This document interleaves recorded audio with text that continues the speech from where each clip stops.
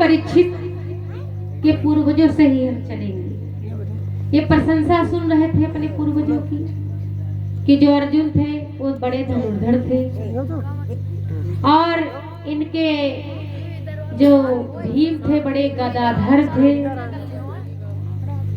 और ये जो नकुल सहदेव थे ये भाले में बड़े तेज थे। अच्छा सुन रहे थे तो सोचे अच्छा हमारे दादा काका बड़े वीर थे, इधर सुन रहे थे। अच्छा ऐसे खड़े सुन रहे थे तो ये सोचे बहुत बताओ हमारे पूर्वजों में इतनी वीरता थी। अच्छा कहते नहीं मानो या ना मानो तुम्हारे बाबा के पास का कोई कमी नहीं थी और तुम वहीं दलित उपज गए हो। हाँ अरे सुनो इनका पिता भी बहुत अच्छा था, बड़ा बलजाधर था कहते नहीं लोग, लेकिन ये तो बेकार। और जब बच्चा भी बहादुर निकला अरे काहे न हो काहे न हो काहे न हो क्या, अरे इनके बाबा का कब्र है तुम नहीं जानो था, इनके चाचा यहू से बेहतर रहे, अरे तुम कहा जानो इनके बड़कवा भाई यहू से बेहतर रहे और इनके बाप तो यहू से बेहतर रहे। अर्थात कोई कार्य में अगर कोई अग्रसित होता जिसे कहते हैं कोई महान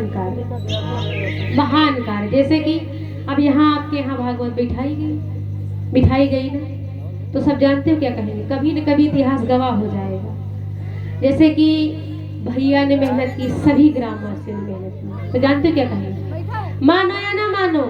और जो कोई बच्चा कार्य करेगा ना आगे बढ़ाएगा, अरे तुम क्या जानो इसका बप्पा भी यही करता था, बहुत भागवत बिठाता था, अरे तुम क्या जानो यार, हाँ बाबा भी बिठाता था। अच्छा तो ये लड़का भी निकल गया तो कहा कुछ गुण पाए जाते हैं।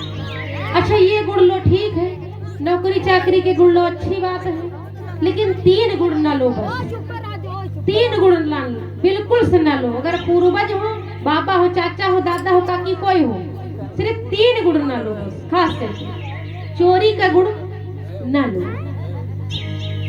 दारू अर्थात मदिरा का गुण ना लो, जुआरी का गुण बिल्कुल से ना लो, बिल्कुल से ना लो, बिल्कुल से। और बढ़िया अच्छे अपनी नेत्रों को रखो बस। भविष्य में गारंटी के साथ कहते हैं जिसके पास ये 3 गुण अगर नहीं है, अच्छे गुण अगर ये मतलब नहीं, अर्थात हुआ कि ये नहीं है जिसके अंदर, ये खराब वाले जिसके अंदर नहीं है, जैसे कि गड़बड़ है इनको हटा दो, अच्छे वाले हैं तो वो अगर कहीं भी जाए तो संसार में किसी भी कोने में रहे उसको खाने पीने की कभी दिक्कत नहीं हो सकती, इसकी गारंटी हम देते हैं। क्योंकि लोग भयभीत रहते, तो मानो ना मानो पीकर आया भी गाली देगा, ए ज्यादा करो इसको हटाओ नहीं, अभी अभी बताने बिगाड़ देगा, ए देखो ये अगर कहीं कथा में कुछ कह दिया तो ए भैया ही बारात आ गई है, अब अभी देखना है नागिन और डांस करेगा और करते करते टक्कर भी देगा। कहते कि नहीं कहते हैं? और जो लड़ाका कोई ए भैया मानो या ना मानो, धीरे धीरे हाथ पकड़ेगा बस, कॉलर पकड़ेगा बस, सारे कपड़े नोट डालेगा, ए भैया इसको हटाओ इसको हटाओ, ये बस सीधा बंदूक पे आ जाता है, इसको हटाओ। अगर ये 2 गुण है, गुण ही तो है, बहुत मैंने डरता है इनसे, डरता कि नहीं डरता। और चोर अरे यार तुमको क्या बताएं आया है कहाँ कौन, अरे अपनी गाड़ी संभाल लो, और सुनो अपनी जेब भी संभाल रखे हो। हाँ आजकल तो मोबाइल ही ज्यादा रह सबके पास, अरे मानो चाहे ना मानो 3-4 मोबाइल गायब कर दिए इसने। इतना डर बना है कि नहीं डरा बना। अगर ये अवगुण अगर नहीं होते तो भैया आओ बैठो, कितनी देर से, अच्छा बहुत देर से, भैया आओ चाय पी। तो सभी को संस्कार प्यारे हैं, सभी को प्रेम प्यारा है, क्रोध किसी को नहीं प्यारा है। आप बहुत बढ़िया हो, सबसे अच्छे हो घर भरे, और कहूँ पी लियो तो जन मान हो गवा, अरे तेरा हो चाचा पी के आए बोले ना, हम बताई रहे दो मरे दी। अच्छा उस समय तुम्हें समझ में गई, अरे क्या बताइए तुमका, हम क्या बताइए, इतना पी लिया था कि इनके होश नहीं रहते और ना आवाज रहा थे, और जो उनका सब तुमका क्या बताइए। अब हम जो बाद का हमका लीपे पड़ते तो उनका मारी डाली, लेकिन अब क्या कह दे घर के मैं नहीं है। बहुत माताएं हमारे पास आती है ना, ऐसे ही कहती है, सही बात बता रहे भैया, ऐसे तो काहे गुण पालो भैया। हैं अब बताओ तुम्हारे घर के लड़का तो मैं घर के अरे मारे डाली और तुम अगर नहीं पियो तो आओ कहाँ गए हो रहा है। अब तो सुनो माहौल बहुत अच्छा रहा और जैसे तुम पी लियो तो माहौल अपने हाथ है तो खराब हुआ कि नहीं होगा। हैं और जैसे नहीं पिए हो तो चिंटू पापा कहाँ क्यों रहे। अच्छा चले क्यों रहेगा इतनी देर से घर में खाए नहीं आए हो और जो कहूँ पी कर थे जू मती आए ए पिंटू चुप के हमारे खड़िया डाल के नहीं जाऊं दशा करिए कि अरे रात भर पता नहीं का दिमाग में अगर पीले हो गया तो अब पीले है तो बस पीले। भैया रीड जो होती है मेमोरी की तो उसमें जितने गाने भरोगे उतने ही आएंगे, लेकिन इतने गाने आ जाते हैं कि ये फ्री बाजता रहता है पूरा बोर हो जाएगा लेकिन इनको पीकर नहीं बंद होगा। बताइए हम इसलिए कहते हैं क्योंकि हम भी पड़ोस में रहते थे ना तो पड़ोस में हमारे पी के आते थे और भैया तो जान ही गए होंगे इनको नहीं बता रहे हैं हम ज्यादा खुल के नहीं बताएंगे क्योंकि हो सकता है लाइव चल रहा हो हमको भी हमारे लोग सुन रहे हो तो गड़बड़ हो जाएगा। तो जब पी के आते तो रात में चिल्लाते रहते एक शब्द सिर्फ अगर याद हो गया तो पूरी रात याद। सुबह हुई अब जो उसी में गंदगी कर रखे हैं उनको ये सुध नहीं क्या करते उसी को लीप रहे इतने गंदे। आप बताओ ये आचरण अगर ना होते गलत वाले तो कितने अच्छे होते। आप अच्छे से खर्राटे ले रहे होते बच्चे कहते पापा आ गए चलो आए हैं मम्मी कहती तो आए हैं तो चलो ठीक है भैया चलो अच्छे से बिछाओ ठीक है पापा पढ़े दियो पर सुनो ज्यादा चिल्लाना मत। लेकिन कहूँ पापा पी के है बिल्कुल ना बोले नहीं आता ना मेरी और सुन पैसा बिल्कुल ना मांगे अगर रखे चुप निकालना यहाँ कहानी पैसा बिल्कुल मांगना नहीं अगर रखे हो तो निकालना यह बता दे यही भी बता रही है और नहीं तो निकाल ले कोई और निकाल कोई नहीं सकता या इतना है अगर वे पिए हैं तो पैसा मोबाइल न जाए उनके चाहे सब कुछ चला जाए। सुधी बनी है और हमें समझ में नहीं आ रहा है कि जब दारू पीते हैं तुमको पैसे की सुध रहती है मोबाइल की सुध रहती है और सब सुध नहीं जब बक रहे तो कहते हम पी लिए थे बक रहे हैं हमको नहीं याद रहता है। तो ऐसा है तो ये अवगुण मत पाले गुण पालना सीखो अवगुण नहीं गुण पालना सीखो जिसके भी द्वारे जाओगे तो तुमको सम्मान मिलेगा।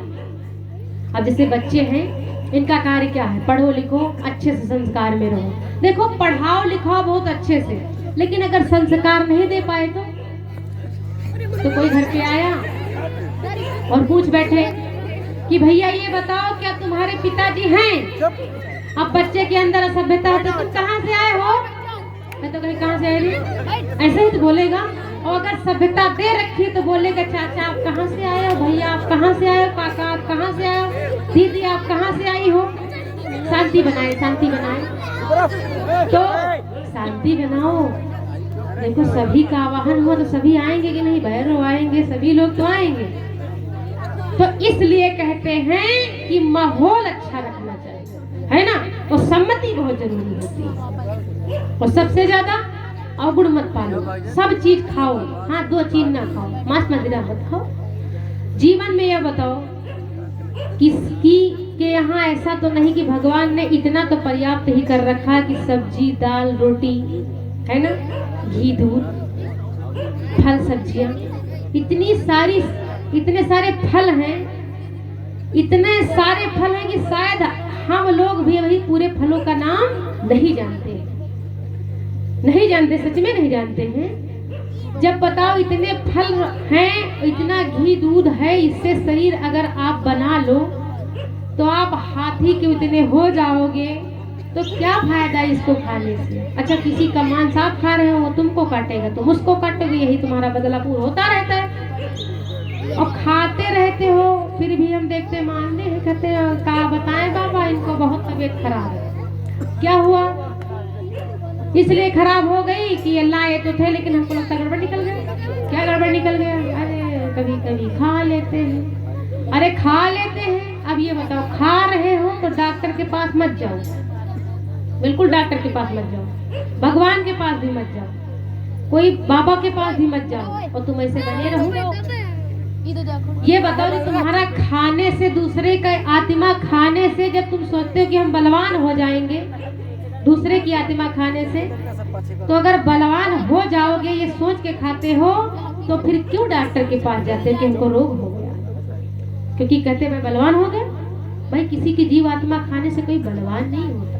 और भगवान ने, हम सब मनुष्य हैं, शेर बाघ कुत्ते थोड़ी हैं जो मांस खाने का काम भैया कुत्तों का है, शेर का है, बाघ का है। अरे हम मनुष्य हैं, हम लोगों को अनाज दिया है भगवान ने, दूध दही दिया, फल दिया, और उल्टा सीधा खा रहे हैं। तो भाई जानवर वाला अगर खाओगे तो बुद्धि सिद्ध नहीं पाओगे।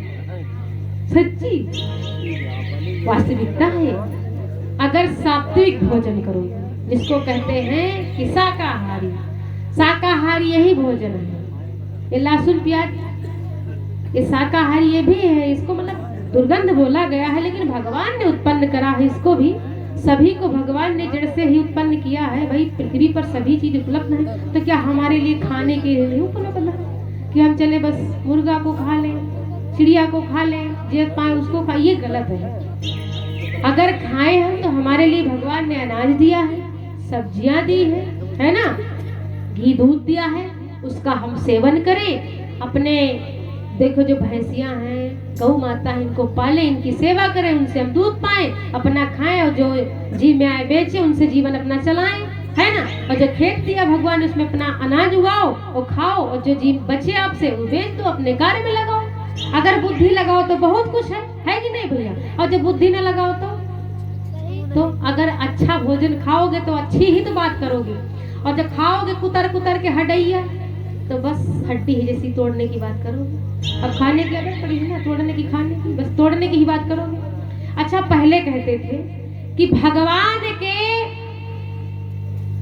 जब द्वापर युग था, त्रेता सतयुग, तो उस युग में जानते हो क्या किया जाता था? जब विवाह होता था तो विवाह के समकक्ष में सबसे पहले जो है दाल चावल खिलाया जाता था। अच्छा, दाल चावल किस लिए खिलाया जाता था?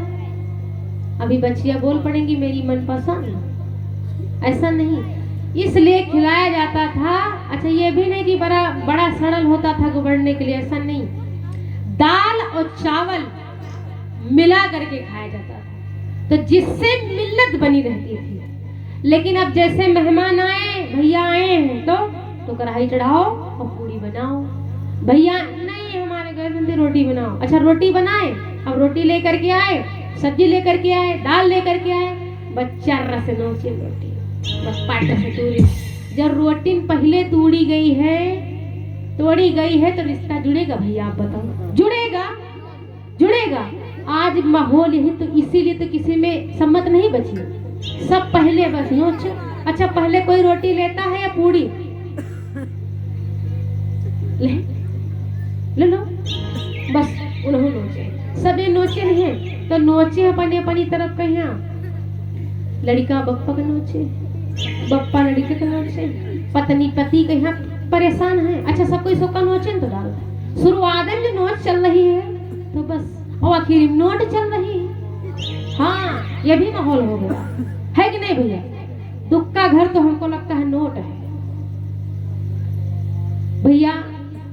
हमारे विचार से ये जो पहले के पूर्वज कहते थे कि ये जो दाल भात वाला कार्य चलता था, सही चलता था।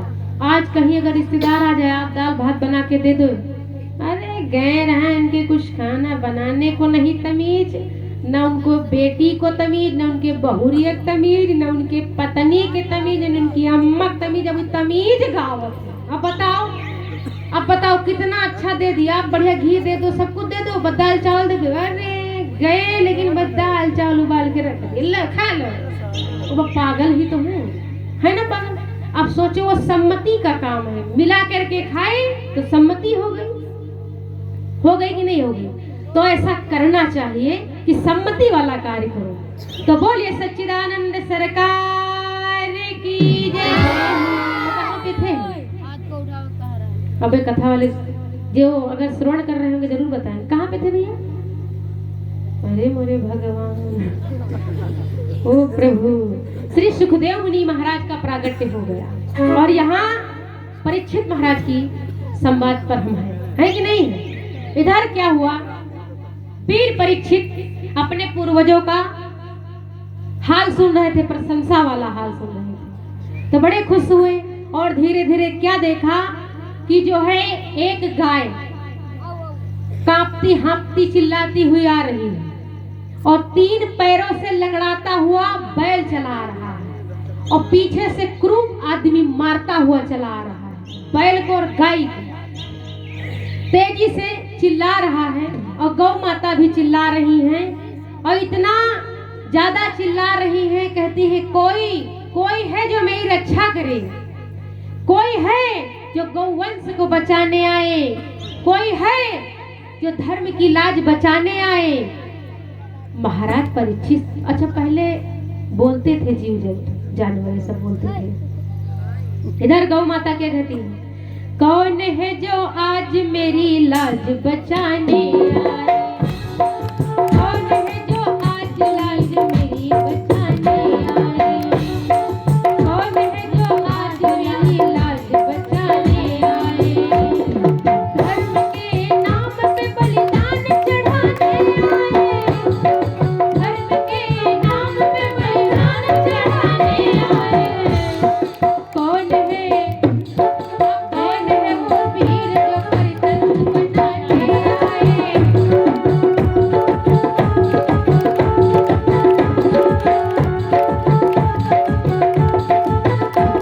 और वो माता बोल पड़ी, भेड़िया काट के आजाद बनाने आए, काट के आजाद बनाने आए, कौन है वो वीर जो लाज बचाने आए, कौन है वीर जो लाज बचाने आए।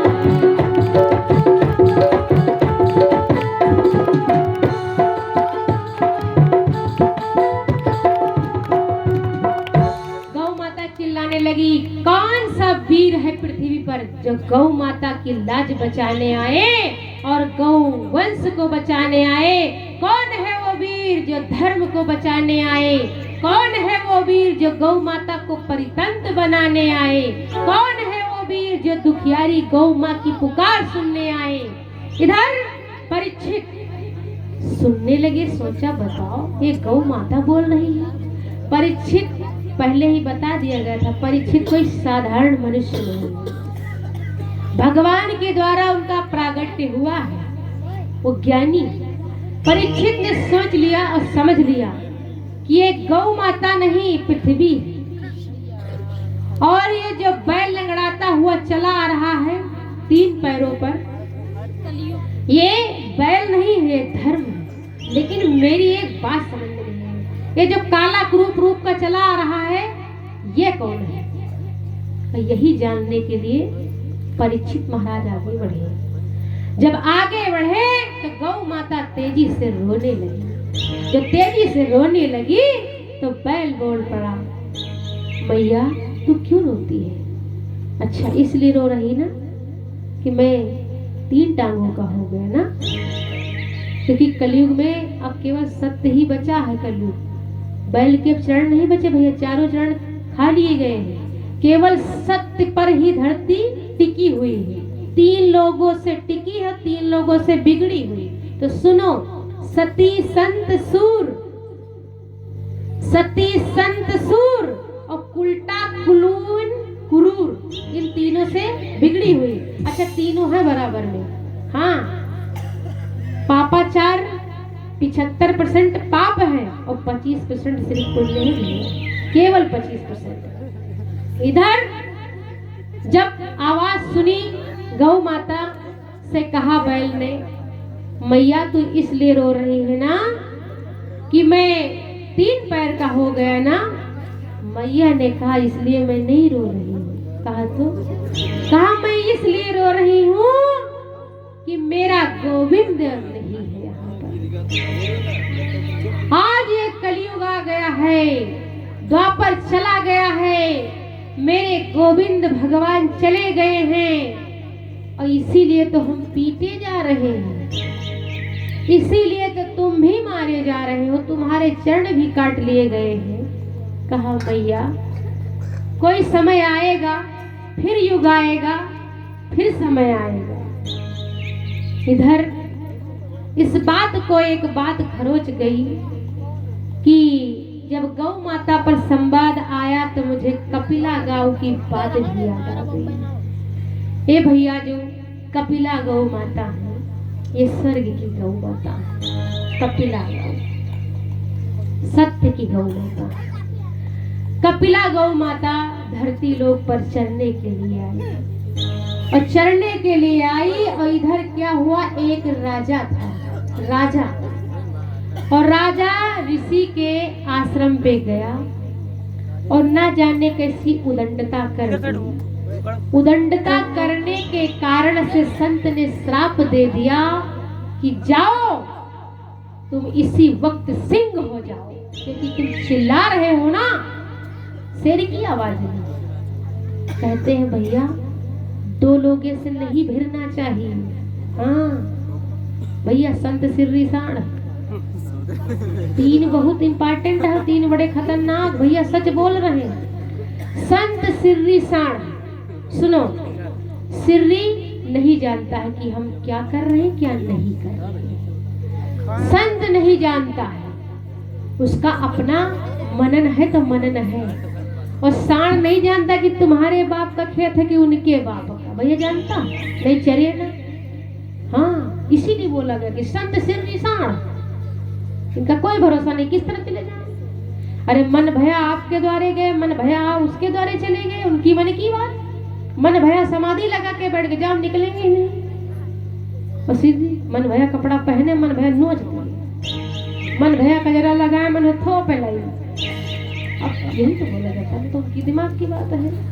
अब हंस रहे तो हंस रहे हैं, उनके मन की बात, रो रहे तो रो रहे हैं। तो संत सिर्री साण से नहीं बिकना चाहिए। तो कहा इन तीनों से बच के रहना चाहिए।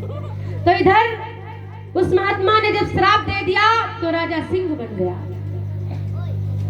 जब राजा सिंह बन गया तो परेशान तो हो गया कि अब महाराज सिंह तो मैं बन गया हूं, लेकिन मैं तरूंगा कैसे।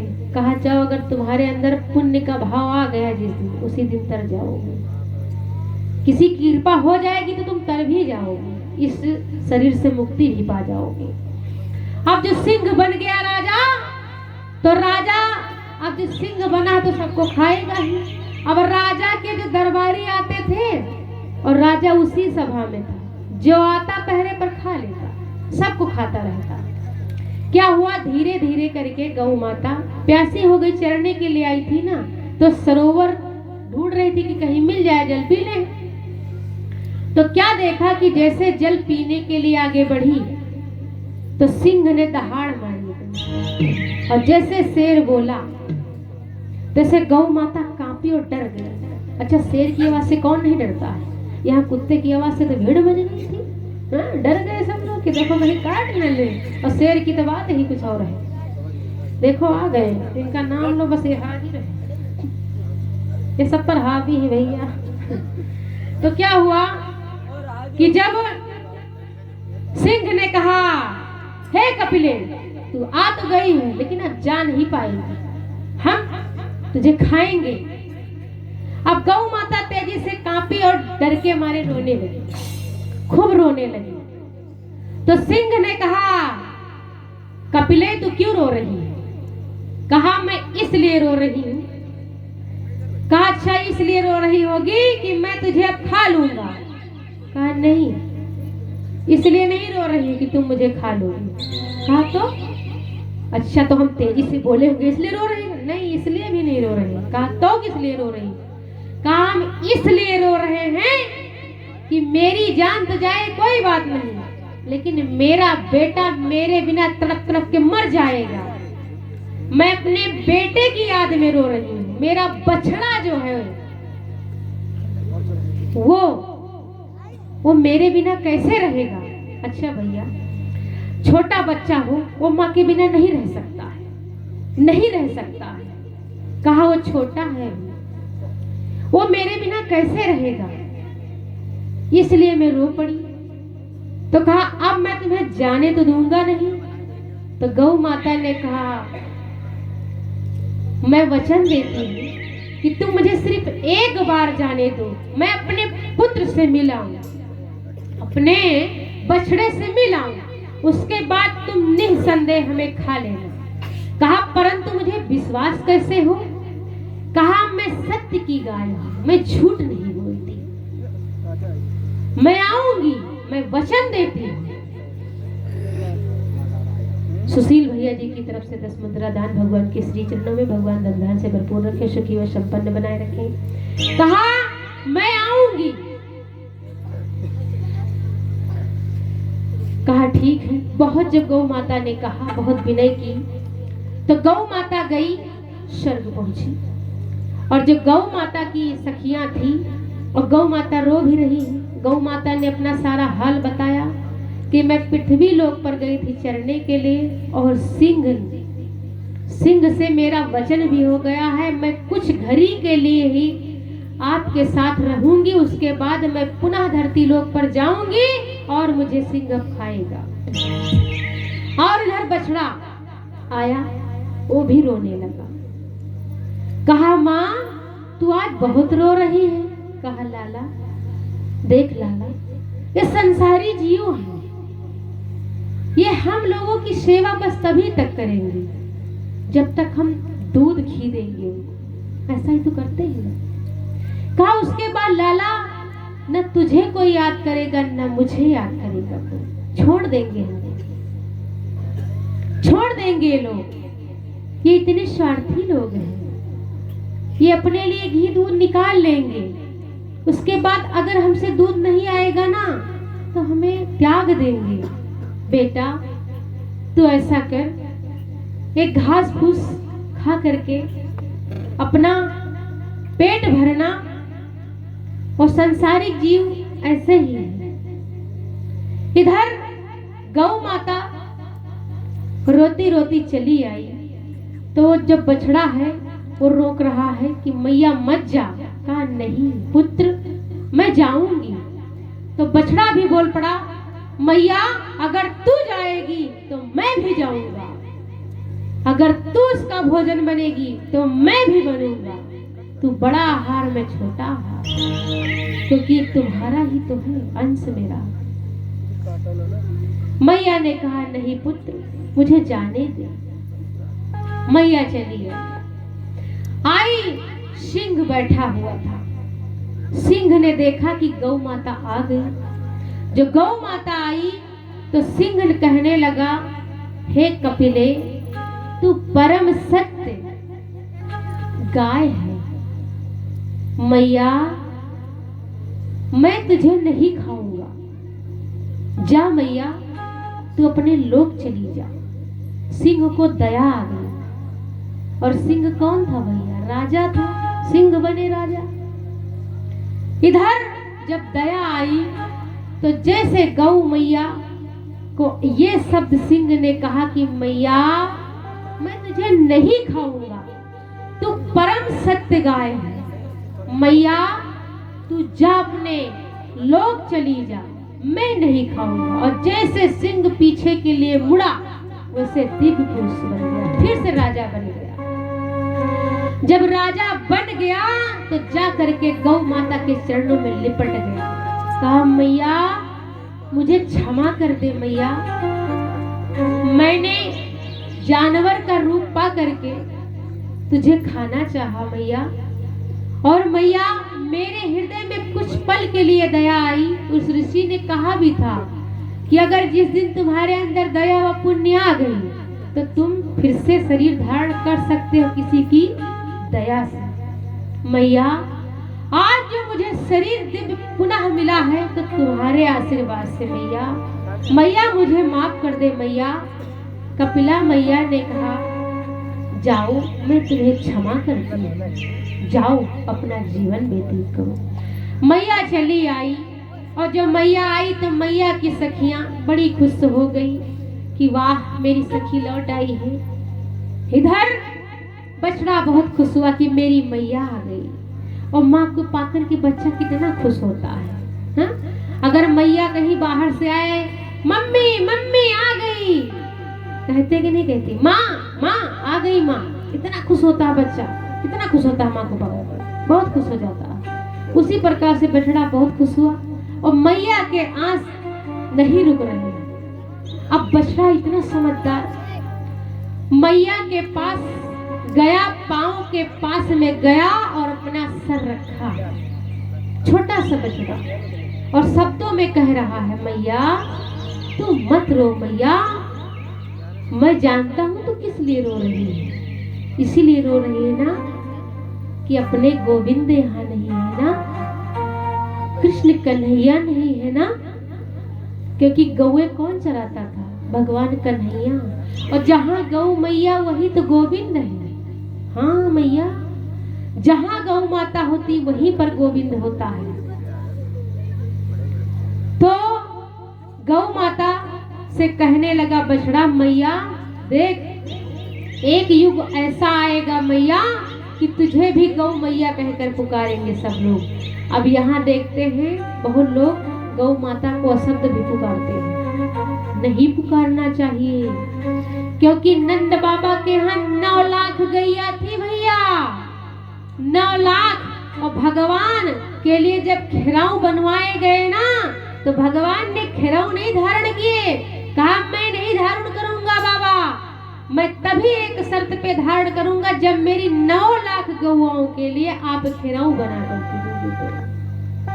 बताओ, उनकी चरण रज के लिए भगवान जो लीलाधर है, ब्रह्म है, उनके लिए भगवान नंगे पांव चले। और हम लोग क्या करते हैं, 2-4 लगते इधर मारते, 2-4 उधर मारते, दूध खाकर फेंक देते, चलो इनको गौशाला ले जाओ। करते कि नहीं करते? अगर देखा जाए तो जितना बड़ा क्रूरी इंसान हो गया है, हमको लगता है शैतान नहीं बचा इतना क्रूरी, क्योंकि इंसान के अंदर बहुत शैतान हो गया। जानवर को सिर्फ एक ही भूख है, मुझे पेट भरना है बस।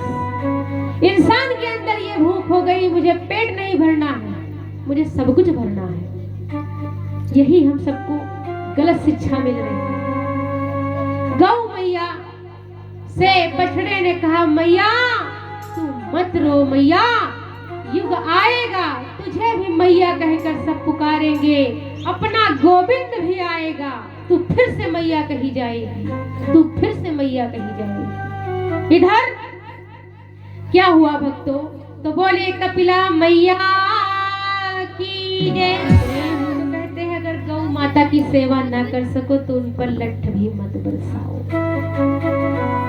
हम मनुष्यों ही ने तो छीन ली उनकी धरती ना, छीनी कि नहीं छीनी? फैक्ट्री कौन बनवा रहा? मनुष्य ही तो बनवा रहा है। दुनिया का जितना ये क्रियाकलाप है अगड़म बगड़म का कौन कर रहा है? मनुष्य ही तो कर रहे हैं। गौ माता के लिए पहले जो कभी कभी जो नाले होते थे उसमें भी जल रुक जाता था, रुकता था कि नहीं भैया? उसमें जीव जंतु पी लेते थे। अब कहते सीधा पाइप डालो, पानी कोई पा सकता है? हमको तो लगता है बूंद के लिए आदमी तरस जाएगा, जीव तो बेचारे तरस ही रहे हैं। तो ये सारे कष्ट की अगर जड़ है कोई तो कौन है? मनुष्य, केवल मनुष्य।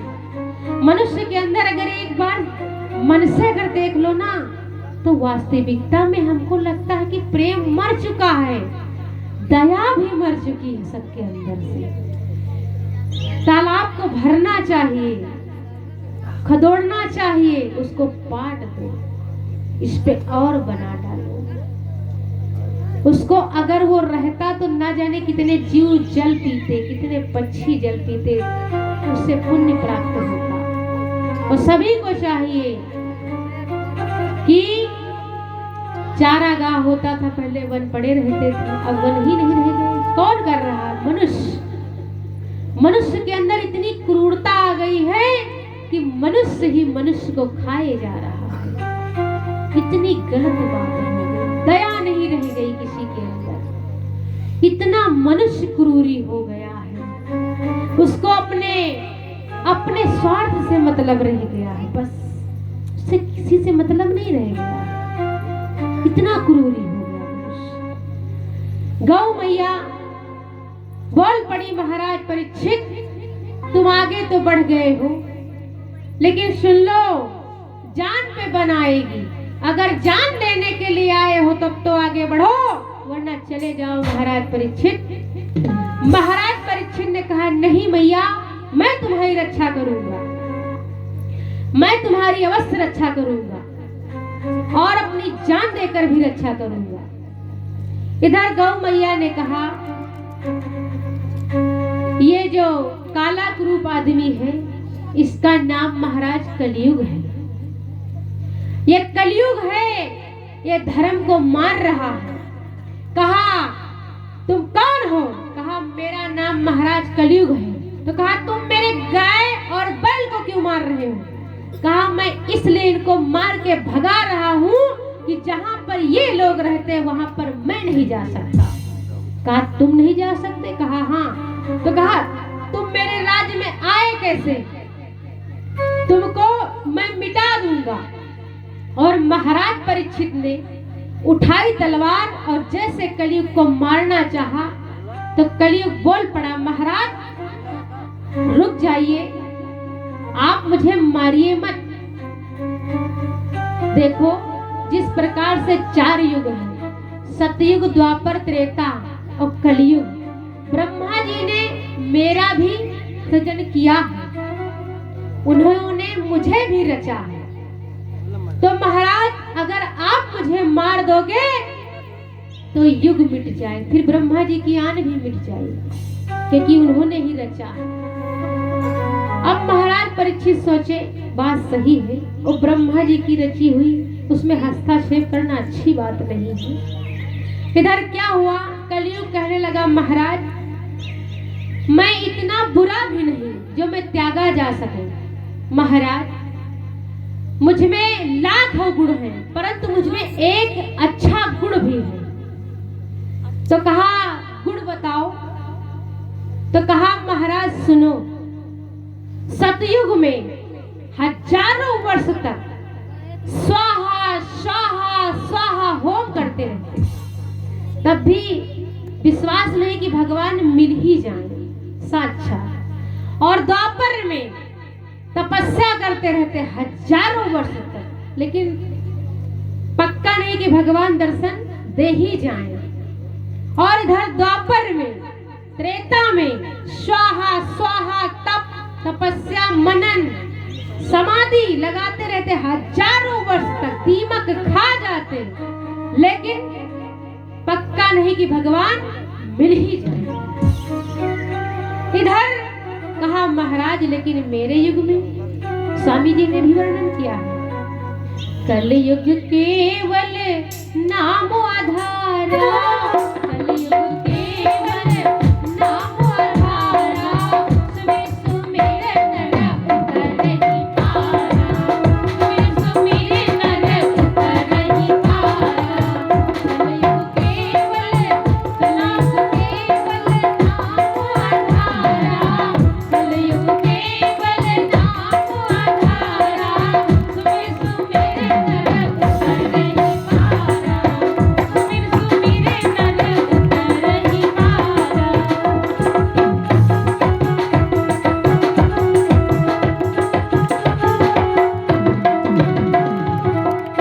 वास्तविकता में सत्य है भैया, बहुत अच्छा युग है। इस जैसा युग कोई युग नहीं मिल सकता। क्यों?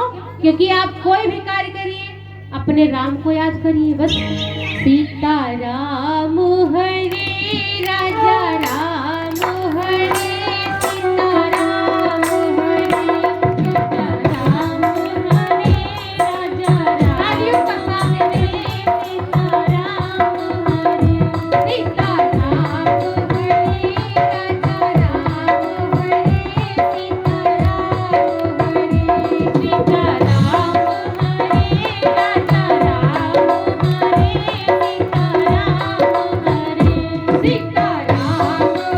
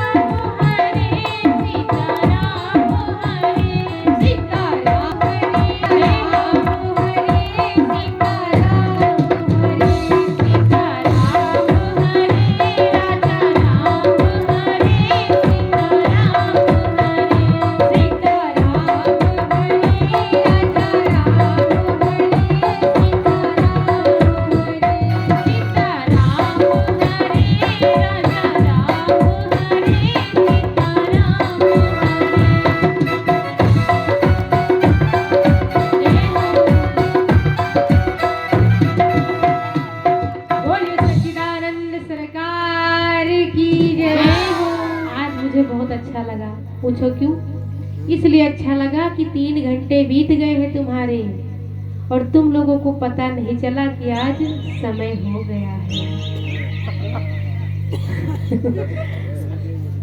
बोलिए सच्चिदानंद सरकार की जय। कहते हैं जब कथा में मन लग जाता है ना तो ऐसा लगता है बस इतना ही समय। अभी कठोर पहल दिन लग रहा था कि ये कब खत्म होगी, क्यों? क्योंकि उसमें अच्छा नहीं कुछ था ना, इसलिए।